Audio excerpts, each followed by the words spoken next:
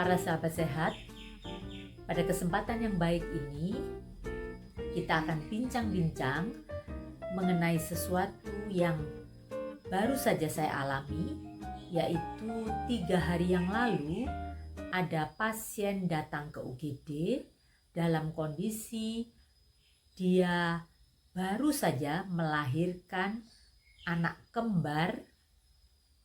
Anak yang pertamanya lahir, mohon maaf, di kamar mandi di rumahnya. Dan ini dia datang ke UGD karena anak yang keduanya belum lahir.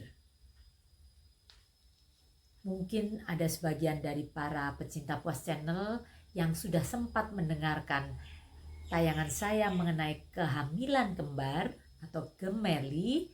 Di situ sudah saya jelaskan mengenai apa saja komplikasi yang bisa terjadi pada kondisi hamil kembar. Salah satunya adalah kelahiran prematur atau belum waktunya. Nah, kasus pasien saya tadi itu juga sama, dia masih hamil 8 bulan. Jadi dia hanya merasakan sedikit sakit perut, jadi dia mau buang air begitu. Ternyata pada waktu dia ke kamar mandi, lahirlah bayi pertama.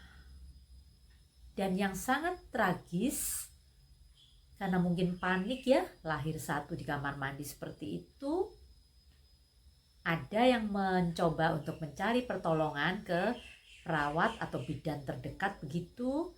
Tapi pada saat petugas kesehatan datang di rumahnya, bayi itu sudah tidak bisa tertolong. Jadi bayinya sudah biru dan mohon maaf sudah meninggal. Sedih sekali kan? Dan pada saat dia datang ke UGD, lahirlah bayi kedua yang juga hampir sama besarnya. Jadi beratnya hanya 1,9 kg karena memang hamilnya belum 9 bulan. Dan bayi yang di rumah itu menurut perawat atau tenaga kesehatan yang membantu itu kurang lebih katanya besarnya sama.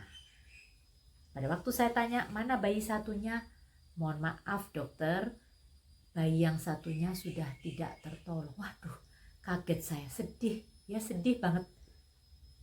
Nah, pada kesempatan yang baik ini kita mau bincang-bincang mengenai sesuatu yang ada kaitannya dengan peristiwa ini tadi, yaitu masalah hipotermia pada bayi. Nah, para sahabat sehat, apa itu hipotermi? Hipotermi itu secara definisi kondisi di mana suhu badan kurang dari 36,5 derajat Celcius. Nah, jadi terlalu dingin juga nggak bagus ya. Biasanya kalau punya anak kecil, bayi kan kalau panas nih takut ya. Waduh, anak saya dokter suhunya 39 derajat atau bahkan mungkin 40 derajat sampai terjadi kejang demam dan sebagainya. Nah, pada kondisi sebaliknya, terlalu dingin, jadi di bawah 36 derajat Celcius itu juga tidak baik ya. Ada beberapa komplikasi yang bisa terjadi apabila suhu kurang dari 36 derajat. Nah, kalau mau dikategorikan itu pun ada 3 macam. Jadi pertama, kalau stres dingin itu kalau suhu antara 35,5 sampai dengan 36,4 itu masih disebut stres dingin. Boleh dikata masih agak ringan ya. Kemudian hipotermia sedang jika suhunya antara 32 sampai 35,4. Nah, hipotermia berat kalau suhu kurang dari 32 derajat. Ya, mohon maaf, jadi dingin banget. Jadi kalau dipegang mungkin kayak es begitu ya karena dingin ya. Jadi itu penggolongannya. Nah, kemudian kalau disebut apa sih penyebabnya kok bisa hipotermi? Tadi sudah saya katakan ya, suhu lingkungan yang terlalu dingin itu juga bisa menyebabkan hipotermi. Karena pada bayi yang apalagi ini bayi prematur, bayi dengan berat badan lahir rendah, itu kan kehilangan panasnya lebih cepat begitu. Nah, pada kondisi yang lain, katakanlah kehilangan cairan atau elektrolit, katakanlah bayi itu mengalami diare atau buang air besar yang terus-menerus, itu pun bisa menyebabkan dehidrasi. Nah, dehidrasi, kehilangan elektrolit, ini pun bisa menyebabkan apa? Yaitu tadi, hipotermi juga ya. Nah, pada kasus saya tadi, saya katakan kan, 1 prematur kan, kedua kecil ya bayinya ya, dengan berat badan hanya 1,9. Nah, para sahabat sehat, kalau kita sudah tahu itu definisi daripada hipotermi, itu tadi yang mungkin bisa menyebabkan kondisi-kondisi hipotermi, mungkin ada beberapa yang bertanya, apa sih dokter bahayanya kalau terjadi hipotermi?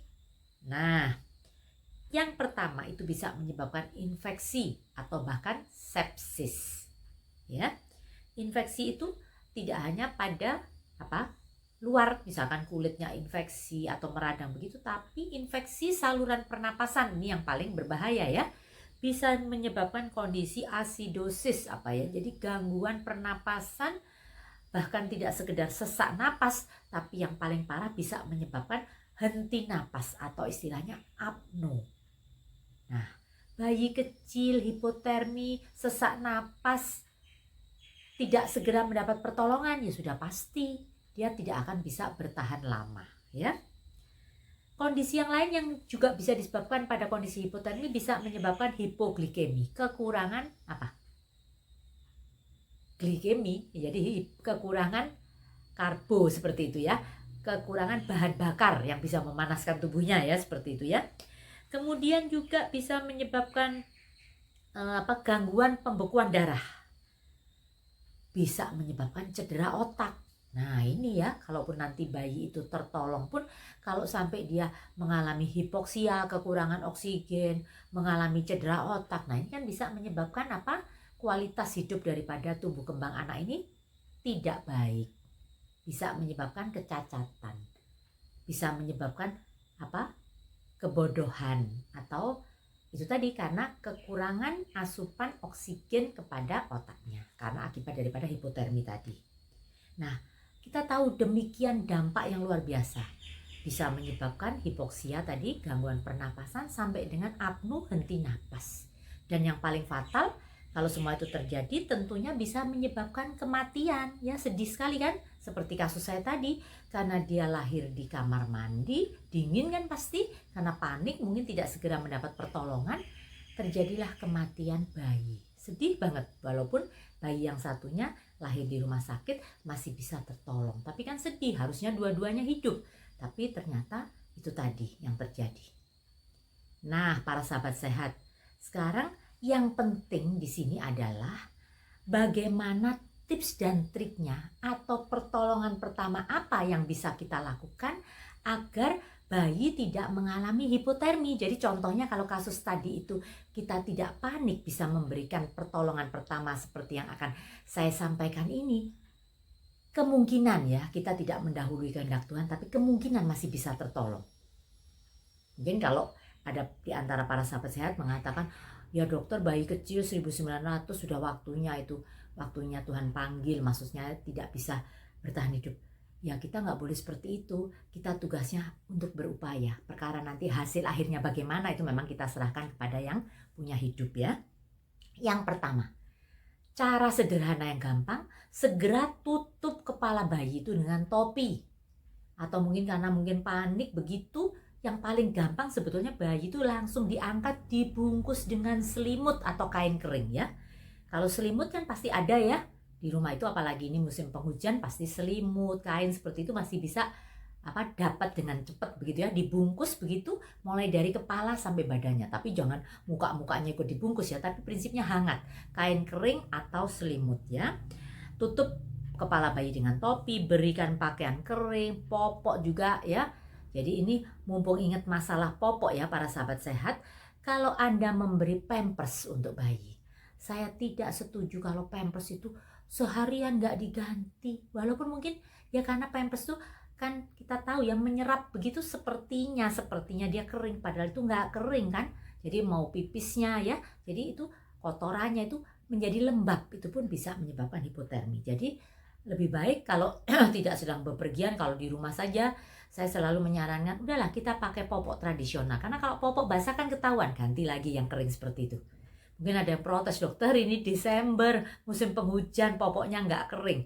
Ya sesekali kalau kehabisan popok dikasih pampers, saya tidak anti pampers, tapi sekali lagi kalau tidak pergi kemana-mana pakai yang tradisional supaya lebih gampang memantaunya ini kering atau basah ya, seperti itu.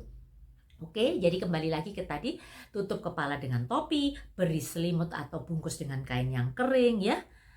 Taruh di dalam box yang hangat atau ruangannya itu harus hangat.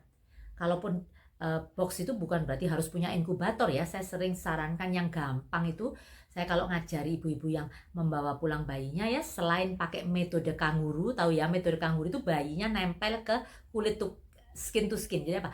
Kulitnya bayi ke kulitnya ibunya, begitu nempel di dadanya, dibungkus ya. Jadi sepertinya apa dibebat ya, seperti diselimut jadi satu begitu ya. Ini kan hangat seperti itu. Oke. Kemudian boxnya itu tidak harus punya inkubator, katakanlah kotak. Mungkin ya, mohon maaf ini sekali lagi, kotak yang besar, kardus yang besar seperti itu, dialasi selimut kain begitu, double-double begitu, itu kan hangat. Kemudian diberi seperti lampu dop begitu, boleh itu seperti itu. Jadi prinsipnya tidak boleh dingin ya. Syukur-syukur kalau para bunda punya alat pengukur suhu ruangan ya, suhu berapa begitu. Kita tahu ya kalau inkubator untuk bayi itu bisa sampai 35-37 derajat kan ya. Kalau kita kan suhu ruangan pakai AC bisa kedinginan 16 derajat. Mungkin ya suhu ruang 25 derajat begitu. Tapi kalau bayi nggak cukup suhu 25 ya, bayi itu perlu yang lebih hangat lagi begitu. Oke. Kemudian tadi sudah saya katakan metode kanguru. Nah, ini yang juga penting, ASI ya. Jadi ASI itu semakin banyak bayi itu mendapatkan ASI itu semakin bagus mencegah hipotermi. Karena pada waktu dia menghisap ASI dari ibunya itu kan skin to skin ya, kulit ketemu kulit hangat. Kemudian dia menghisap, dia mendapatkan kalori, mendapatkan energi dari minum ASI tadi ya. Oke, jadi luar biasa manfaat ASI. Selain sudah saya jelaskan di dalam tayangan mengenai Pekan ASI Nasional yang lalu, itu juga manfaat untuk mencegah hipotermi.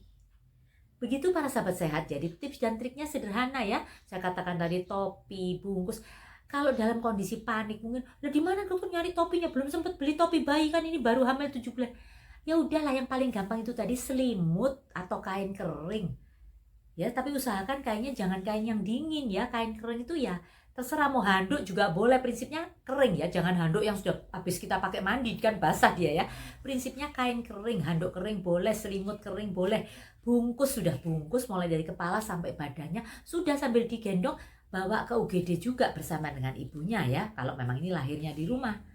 Jadi sekali lagi para sahabat sehat, jujur saya katakan ide daripada konten kali ini karena kasus yang saya rasakan cukup tragis ya. Jadi saya sedih banget ya, walaupun bayi yang satunya berhasil diselamatkan, tapi kan bayi yang satunya tidak berhasil. Kemudian setelah suasana agak tenang, ibu ini saya tanya, ibu apa tahu kalau hamilnya kembar? Tahu dokter. Terus direncanakan minggu depan atau mungkin berapa minggu lagi, di saat hamilnya sudah mencapai 9 bulan begitu, akan dilakukan operasi sesar karena apa? Posisinya katanya begitu. Tapi ternyata kebesaran Tuhan, ini bayi lahir normal, kepala, maksudnya kepala, posisinya nggak sungsang, nggak melintang ya. Jadi bisa lahir normal, tapi kok yo kecepetan lahirnya di rumah lagi yang satu. Apa nggak merasa sakit ibu? Enggak, saya cuman mules sedikit, perut saya sakit sedikit dan saya ke kamar mandi karena merasa seperti mau buang air besar. Ternyata lahir. Ya udah, saya nggak bisa ngomong ya, istilahnya saya jadi speechless gitu. Saya juga nggak bisa memarahi karena ibu kok begini enggak ya. Saya tidak memarahi, justru saya memberikan dukungan moral agar ibu ini semangat untuk bisa menyusui untuk bayi satunya, supaya tidak istilahnya supaya ibu selamat, bayi pun sehat ya, walaupun bayi ini masih cukup prematur, cukup kecil dan saat ini pun masih dirawat, belum boleh pulang ya. Ibunya sudah pulang tapi bayinya masih belum boleh pulang. Tapi harapannya bisa bisa sehat dan bisa menjadi pelajaran berharga, tidak hanya bagi ibu ini tapi bagi para bunda yang saat ini sedang hamil, baik itu hamil prematur maupun hamil baik hamil satu maupun hamil kembar.